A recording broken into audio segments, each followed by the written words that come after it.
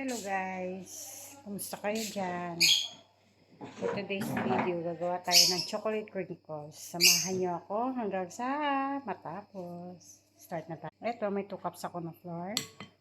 May 1 cup ako na cacao or Hershey's powder. 1 cup na white sugar, half cup ng brown sugar, 3 teaspoon na baking powder, at pinch of mikas na kasi.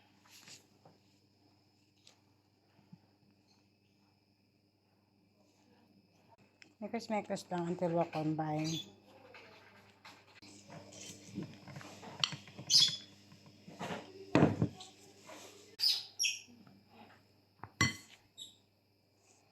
Okay, 4.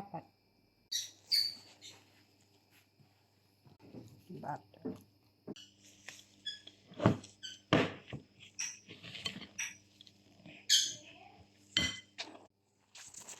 Yan guys.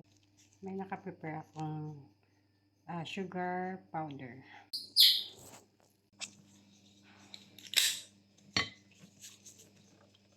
Sugar isa. Powdered sugar.